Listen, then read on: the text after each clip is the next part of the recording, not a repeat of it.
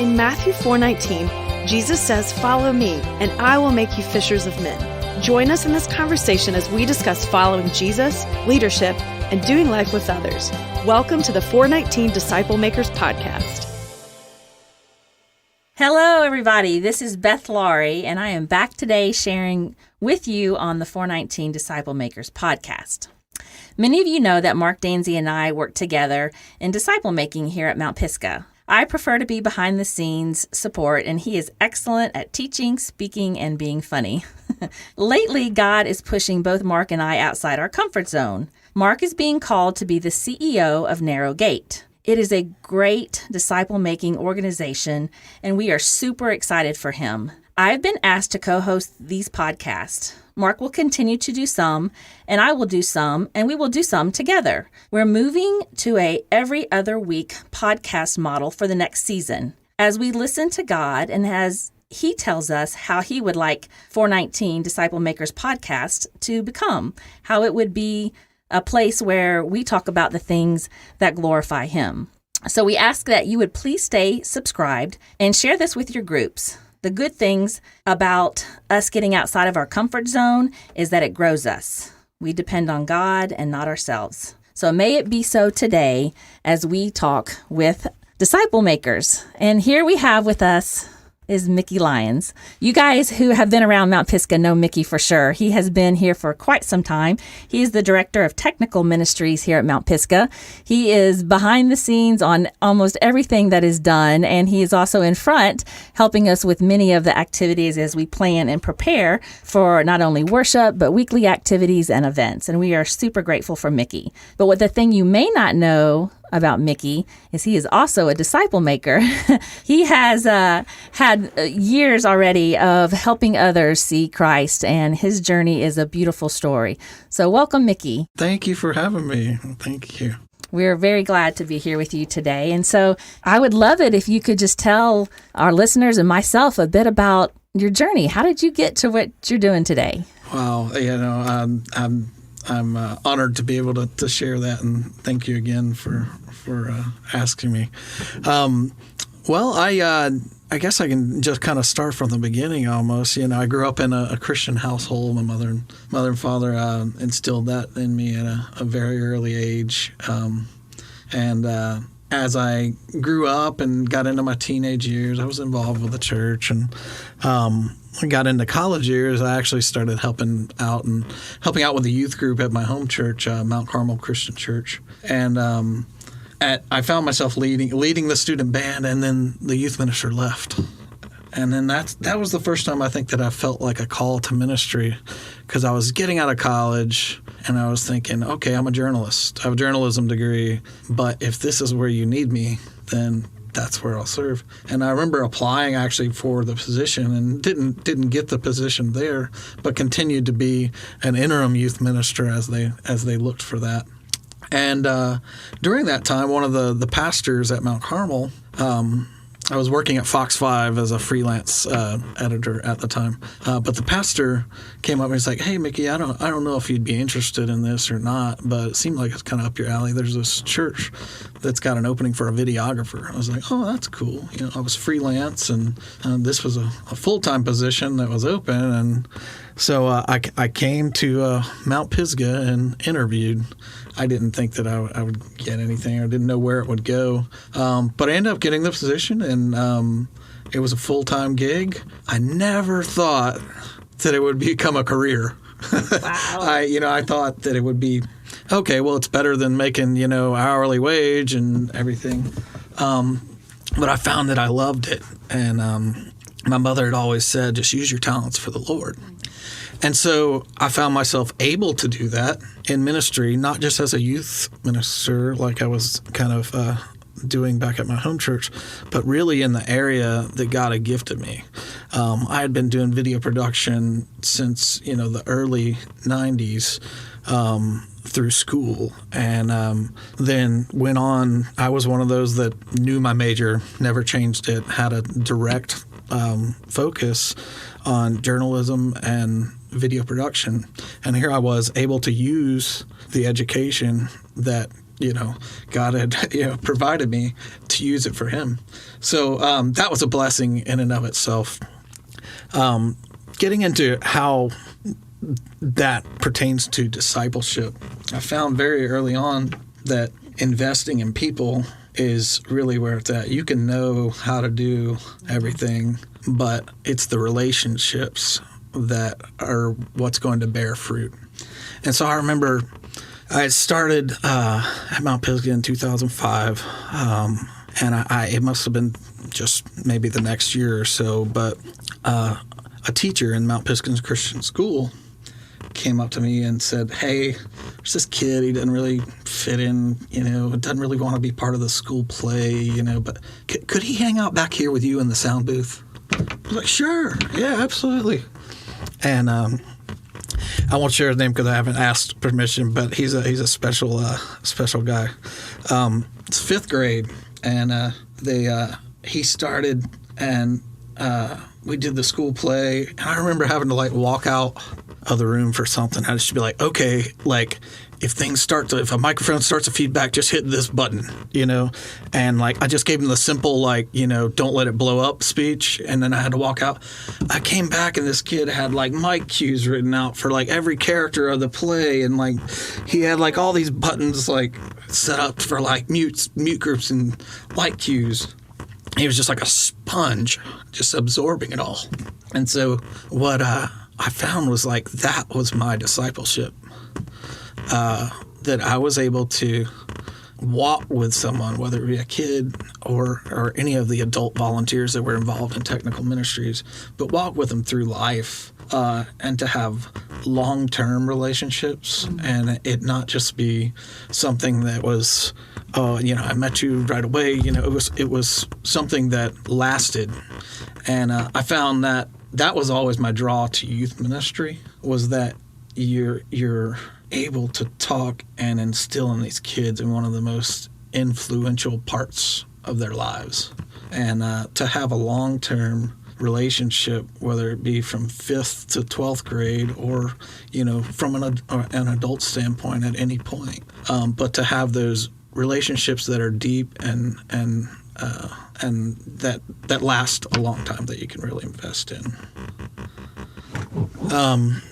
So from there, I ended up taking on a little bit larger role at the church when eventually I was offered the director position. And so that led to a whole nother level of responsibility, but also looking at a wider group of people that you're trying to disciple, whether that be, at this point, even employees that, are in your department, or the volunteer base, now spans from, children all the way through, some of the older adults. And so keeping that in mind and looking at the ministry of, what we do and serving in the technical role, is I've always tried to keep that discipleship model in place, that's what we're called to do, is to bring people in to teach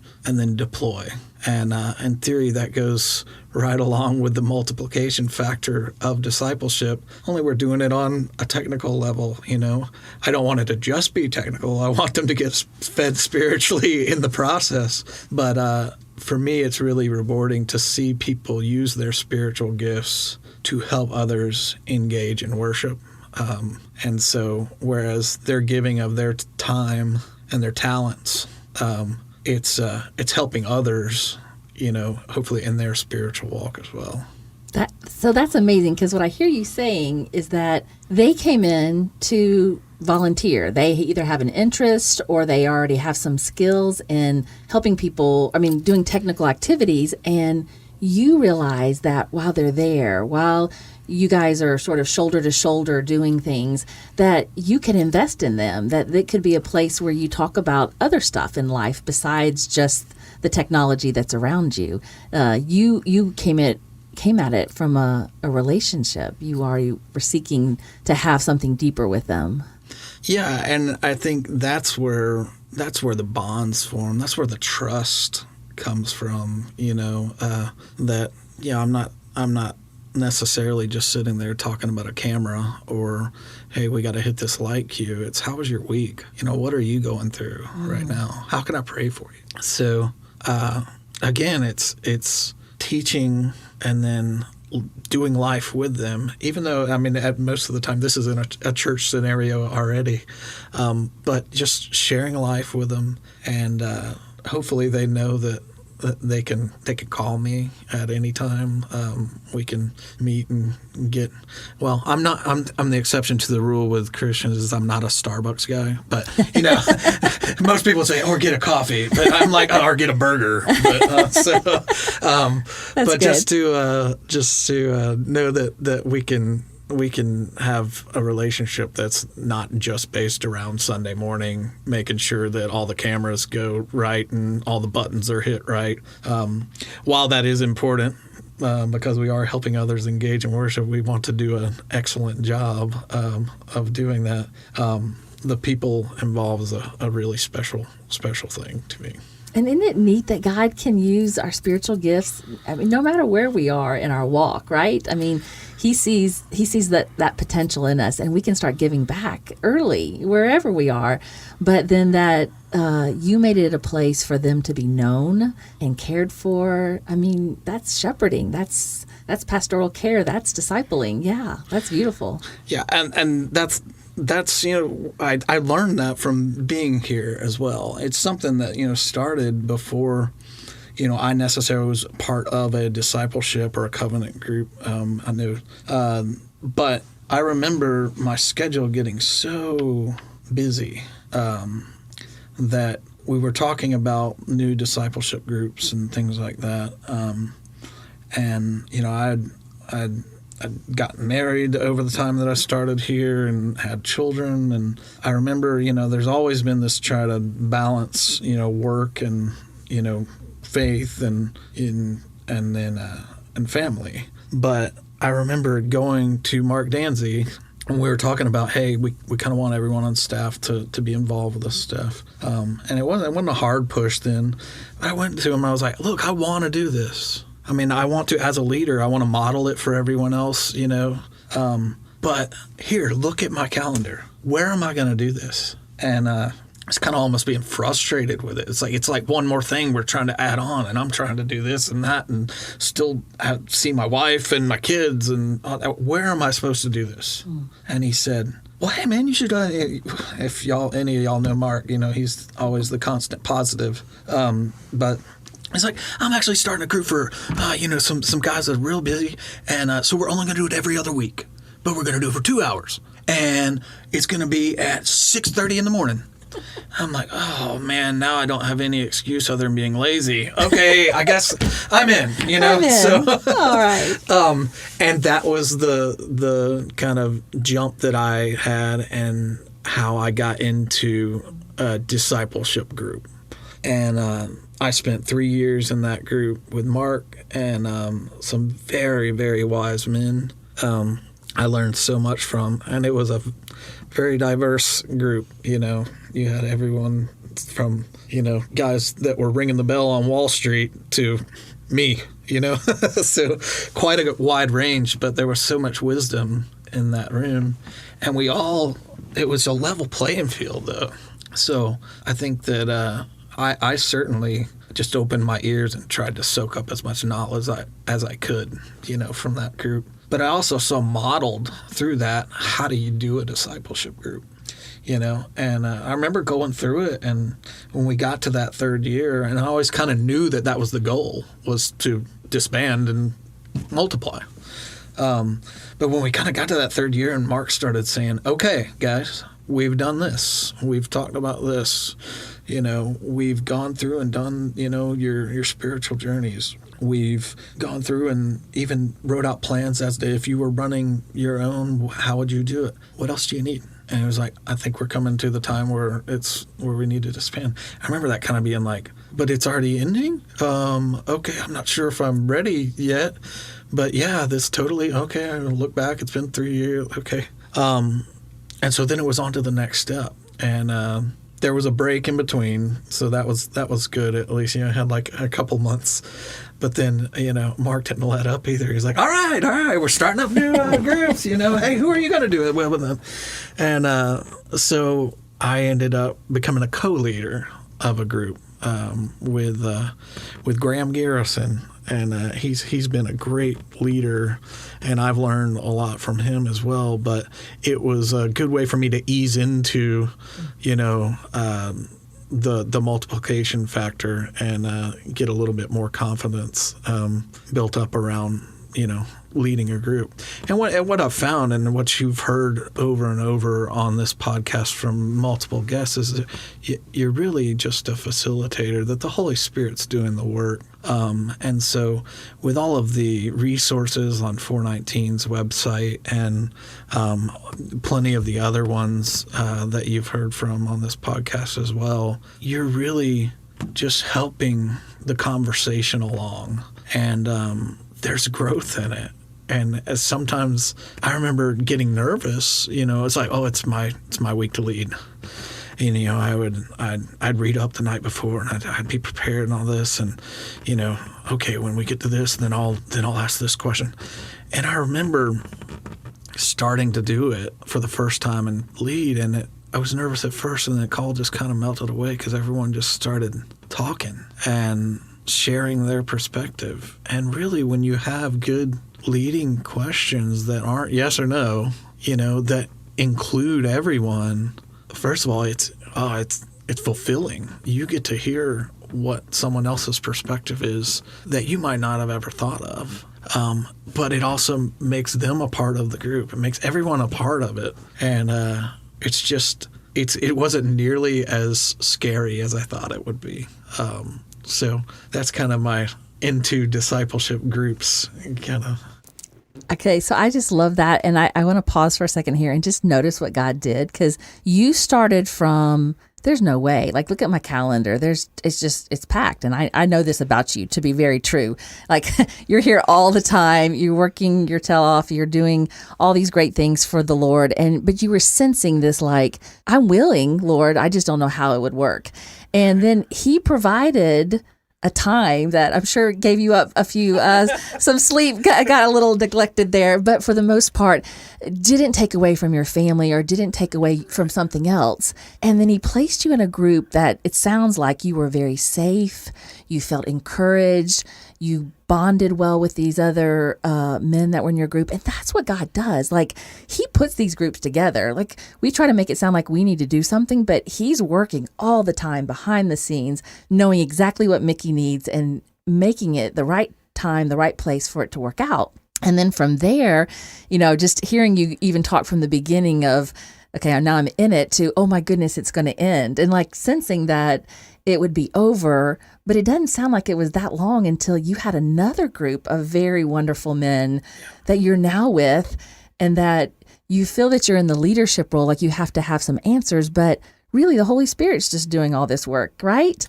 You're asking some good questions, and look what's happening. God's now doing the same thing again. That's multiplication. It is, and it's refreshing to be a part of it. And I think that's the way it should be looked at. And I've heard Mark say it plenty of times. But if this feels like a burden, then it's not right. You know, you're not you're not doing it right, but something's not right. It shouldn't feel like a burden. It should feel like a safe place. The reassuring, you know, love of, you know, the brothers that you have in that. And so, yeah. And, you know, in that first group that I was in, you know, I went through the passing of my father, and they were all there for me. And it's just, I remember how instilled in the church my parents were. And I remember them saying, and I've felt it plenty of times as well since then, gosh, I don't know how people get through situations like this without the church. Yeah. Whether it's a death in the family or a sickness or whatever. And I think these groups like this are just taking that to the next level. It's that even closer bond or friendship, you know, whether it's a fifth grade student that you have a long-term relationship with and mentoring to guys that you spend 3 years with and get to know their lives and what's going on in their families and everything. It's not just the guy that you see, 50 feet over at church that, I kind of recognize that face. It's real relationship. Right. I think that there's a bit of uncertainty about that. People go in going, I'm not sure about this. I'm not sure that I know these people or like these people, but it's amazing how that bond goes deep in just a short period of time. All of a sudden you're like feeling that you can share life with them. You can be transparent. Like they know your heart more than anybody besides your family. They know your heart because it's a place where you can share your feelings and your struggles and your needs, and you're prayed for and encouraged. And it's just, and at the same time you're studying scriptures and you're getting fed by the Lord. It's this incubator of beautiful things that are happening right there when you guys gather around the table. And I think there's just a need for that too, inherently, especially in men, that you need to be able to share stuff. And sometimes, whether it's pride or whatever, sometimes we don't have that. And so it's been refreshing to me to know that you've got, guys that you can trust, and so that it's been, I'm certainly glad that I took that first step, whether it was out of frustration or not, to get involved in a discipleship group.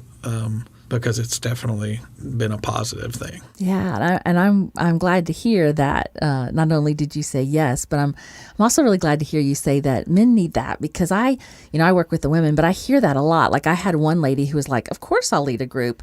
I want this again and again and again. Like I need this community. I need people like this." And I thought, wow, I never thought about it like that. Of course, we need it just as much as they need it. And you're just walking with people. You're just hanging out with them every week. And it's not, I love that you pointed out, it's not a burden. If it does feel that way, if you're feeling pressure to perform or teach or make it into something very structured and powerful, you're probably missing out on the really good stuff the Holy Spirit's trying to do, because he's carrying all that weight. He's taking care of those needs. So that's such a great story. Mickey, thank you for sharing your journey with us and letting us get a glimpse on how God has worked in your life, and we give him much praise for that. I heard you say something earlier I'd love to go back to, which was that struggle with work and balance, and that's hard for some people. So, here you are, not any less busy than you were before you entered your first group. And tell us about, how does that work, or what have you learned? I want to make sure I say it well, but I guess I'll just be straightforward. My last 3 bosses here at Mount Pisgah, I'd seen their families fall apart. That's hard. So when I took the position to take on more responsibility, I said, I'm not going to let that happen. I said, I'll quit before that happens. So my struggle had always been between this balance between family, faith, and work. It's like a lot of the times people who work in church environments, it all gets justified as, oh, well, it's I'm doing the holy work, it's God's work. And, it doesn't matter if it takes 80 hours a week, or, if you've got to, oh, now there's something happening on a Saturday. Sorry, I can't do that anymore. I got to go do this. And so I kind of put some parameters in place kind of early on with that, and have tried to stick to it. And sometimes it's hard because I think it can be viewed by different people different ways. And so trying to make that distinction between what's really, this is truly a faith matter, and, that for some of it that's, at least in my profession, just work. And so my priority has been putting family first, and trying to model that for the staff that are in the department, because I have seen, families torn apart from whether that's overworking or whatever the situation may be, in just time management, and just making sure that I keep at least my family, number one priority. And so that's been a struggle, but I think it's something that if you keep it at the forefront, that it's doable. And after being here at Mount Pisgah for 15 years, that's where I feel my call in ministry is still strong, to where that's where I do still feel the call to ministry is modeling a sustainable way of supporting a fairly large church in this matter, from a technical perspective without burning out, and trying to model that for the guys and girls that work here, whether that be just, hey, hey, I saw you were here on Saturday too. You sure you're getting enough, time? What are you doing on your off time? What you working on? Just encouraging that there's something that they're doing outside of here as well. I think a lot of people have a hard time saying no, and I know I do as well. But finding out and figuring out when's the right time to say no to things, and make sure that we're keeping priorities in our life, because ministry is a difficult profession to be in sometimes.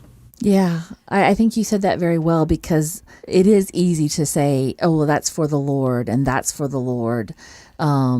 And then it becomes something that's not necessarily about God. It's about busyness. And Jesus wasn't so busy. He didn't have time for people. He didn't have time to do the right things. He was intentional, very intentional. But I don't think he was ever rushing around going, oh my goodness, there's too much to do today. He knew exactly what the Father had for him, and that's what he was going to do today. And he made those priorities clear. So it's very important that we do the same. And I really love that you brought this hard conversation up, because it's often overlooked. Somehow we feel that if we're busy, then we're productive and we're doing good things for the world. We're doing good things for others. And but God wants also just us to have time to be with him, time to be with our family. They are a gift from God, time to just be. And you were saying, ask those people those questions and sort of protect that, because otherwise we run ragged. I actually have a friend who's a preacher's kid. And the sad thing is he's really mad at God still, because he said the church took my dad away from me. I needed a dad, and he was always there for the church and never there for me. And that affects his relationship with God to this day. And I think that he has figured out that wasn't God, and that wasn't necessarily the church, that it was a unclear boundary that had not been set. And he's not mad. I mean, his father's passed away. He's not mad, but he's just still dealing with the feelings of not having a dad around when he was growing up. And so I applaud you, Mickey. I applaud you for saying, hey, these are gifts. My family's a gift from God. I cherish my wife and my two beautiful children. And I want to thank him by being present for them. So being able to say no is hard, but it's important. It's so important. So very well done. Very well done. Thank you. You have given us some good tips to think about today. Before we close for today, do you have anything else that you would like our listeners to know, or something about you, or something about God's work? Well, I tell you what, if you're looking to get into a discipleship group or take that next step, and you have any apprehensions, I would encourage you to find a way to take that step. It took me basically saying, hey, I don't know how to do it. And then what happened? God showed me, and there was a way, and there was that one class that fit the magical time slot, So, if you're looking to do it, there's a way. And then if you're already in it and you're going, or coming to an end, is don't let the anxiety of leading a group stop you from doing it. Find a way. If it's like I did, doing the co-leader thing, I think that'll ease your apprehension. And because really, again, it's the Holy Spirit doing the work, and you'll be amazed at how easy it is. That you're facilitating. And you're getting a group of believers together to grow and to sharpen the tools in the toolbox. Hopefully after those 3 years, start multiplying out of that. So I would just say, if you have apprehension, go to the Lord in prayer about it, but you're going to be okay. You can do it. That's good encouragement, Mickey. Very good encouragement. And if you guys are around Mount Pisgah or you're interested in serving in the tech ministry, I'd also say come find Mickey on Sundays during the week. He's around. You'll see him.